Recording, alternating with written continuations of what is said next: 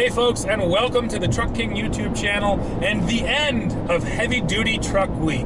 That's right, in the last week we have seen new HDs from all 4 of the major brands. We went down to State Fair of Texas to see these trucks in person, and right now we're driving back home from Detroit where we just saw the new GMC Sierra HD. And you know what? We're going to talk about what's going on in this segment, what we like, what we don't like, and then at the end we'll say, just based on what we've seen, well, which one of these is the best.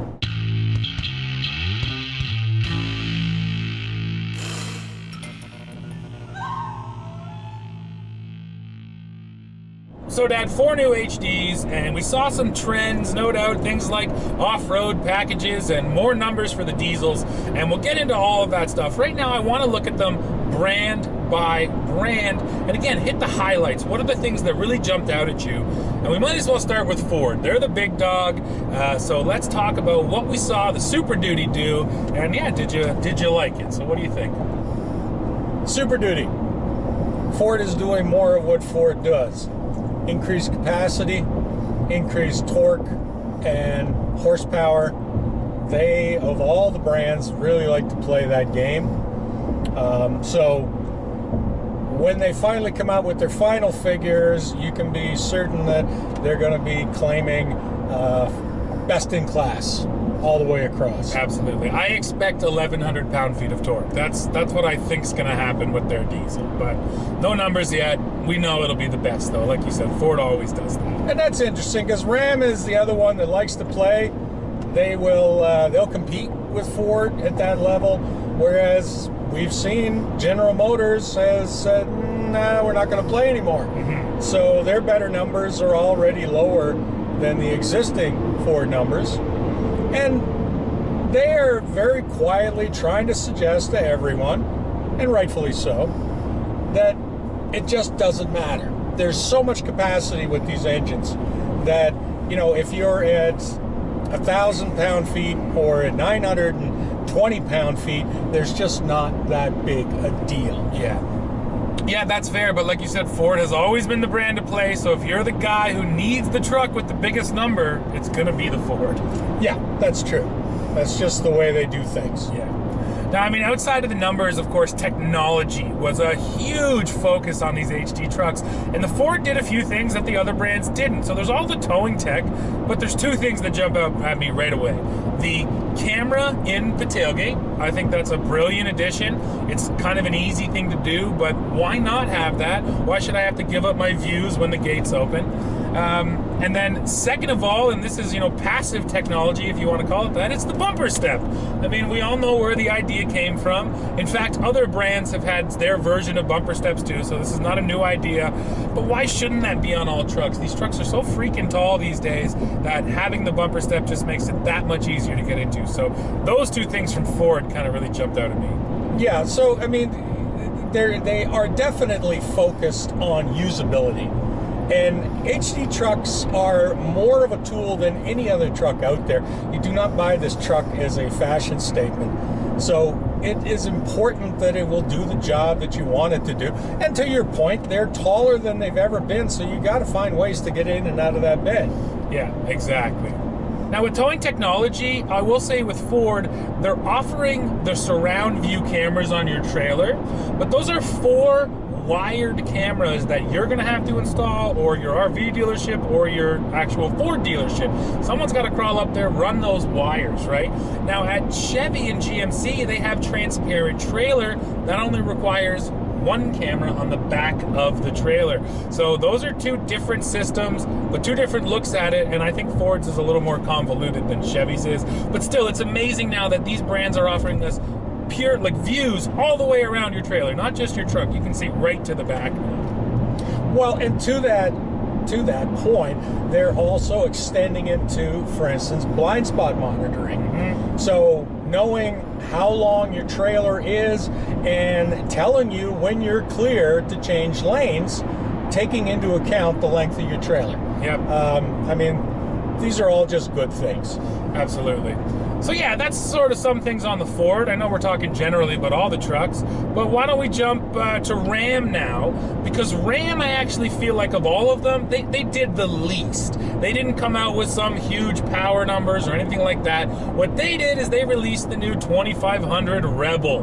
They recognized the fact that in this HD segment there is a need for off-road trucks, and they're offering us a Rebel. Now, a Rebel is under a Power Wagon, so if you want the ultimate heavy-duty Ram off-roader, it already exists. A Rebel is one step below, but I think the reason why everyone was kind of impressed by the Rebel is it comes with the diesel, and that's been the complaint about the Power Wagon forever, is that you could only get it with the gas. So if you're that guy who would have bought that truck, but you just needed that Cummins, well, now you can get it in a Rebel. Outside of that, Dad, I don't know, the Rebel looked good. I think styling is there. But Ram already has the Power Wagon. They already had the base model Power Wagon. They already had the HD off-road group. This truck is not exciting or new in really any way. It's stuff that Ram already had off the shelf. They just put it together in a new package. So I do think it's a good looking truck, but again, of the three brands, Ram did, I think, the least overall. Well, for Ram, it was important just to be able to keep up, because Ford, of course, extended the Tremor package, and you've got ZR2 over there on Chevy, coming, and yeah. AT4X on the GMC. And interestingly enough, this is probably, we can't look at this as somebody's going to go off-roading with their 2500 series truck, but let's face it, guys who use these trucks work in forestry, in agriculture, in the oil patch, in mining, truly in places where these trucks do need to get in and out of.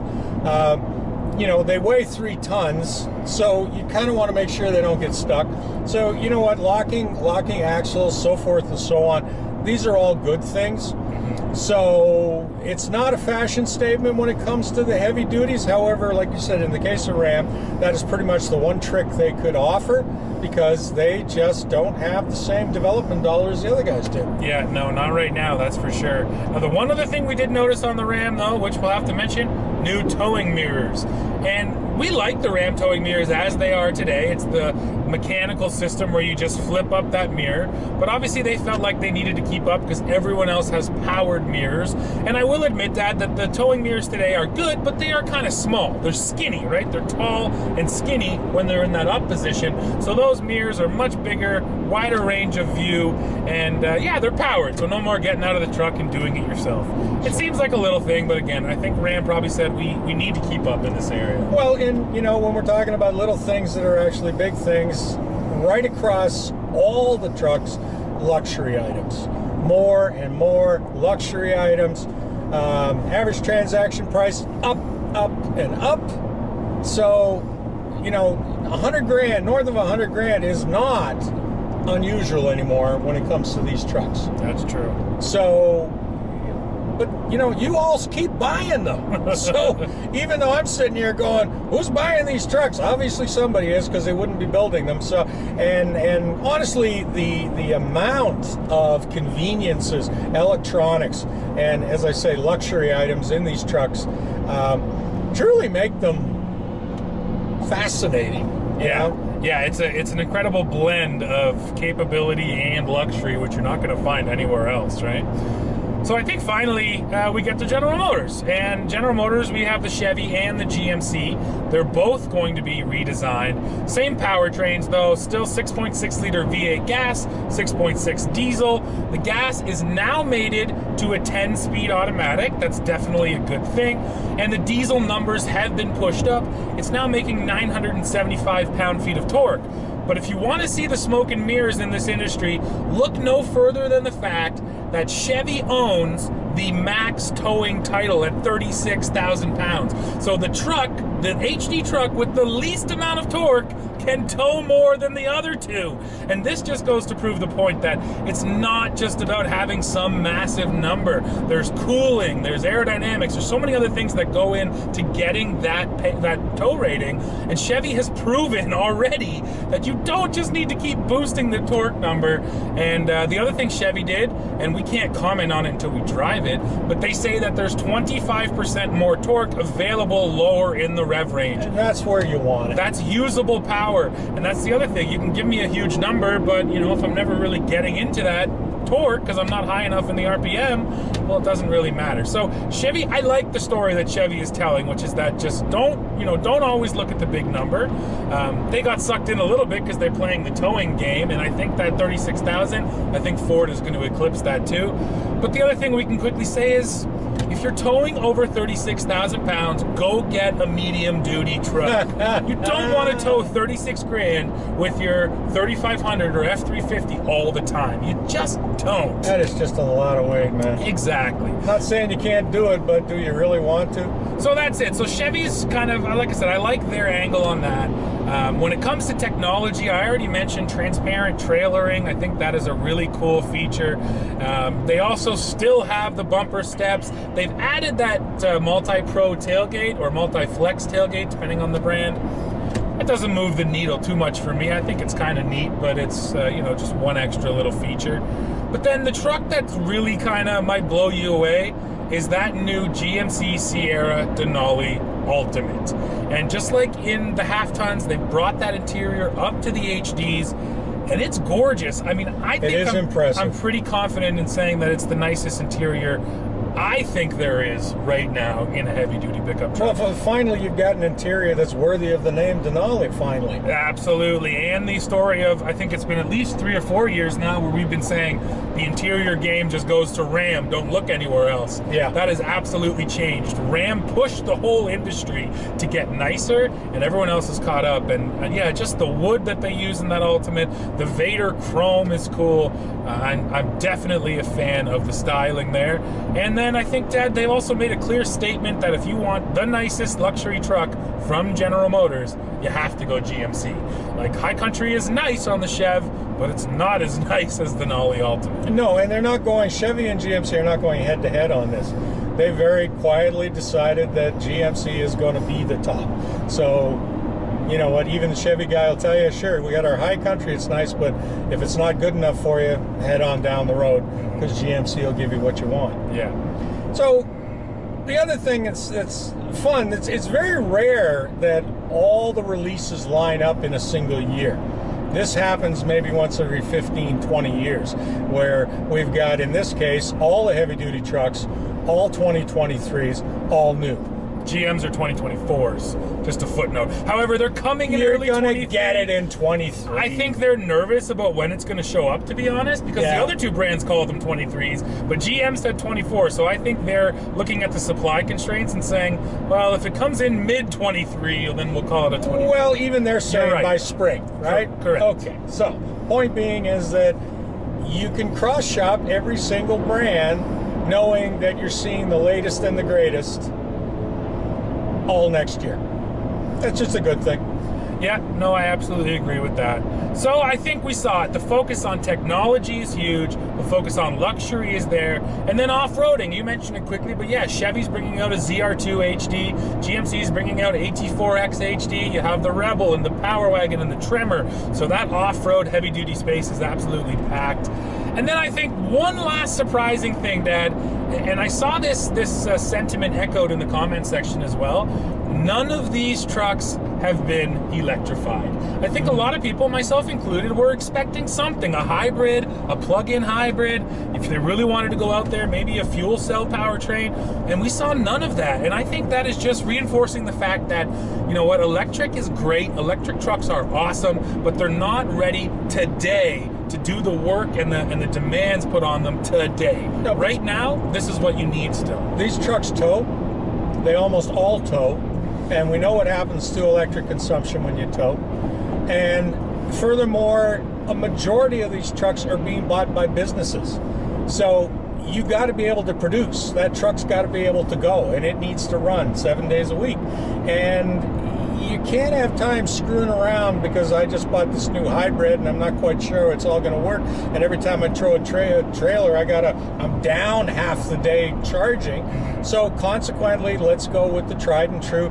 It's diesel, it works, we have the infrastructure. I don't think that is going to change very much for quite a few years. All right, we're gonna prove the new electric technology on cars. Yeah. Okay, that's where that's going to get proven. Lightweight, just moving people around. But this is my business. I'm not taking chances with my business. Sure. Okay, give me what I know, give me what works. It's interesting how they're definitely approaching this segment much different than the light duty segment.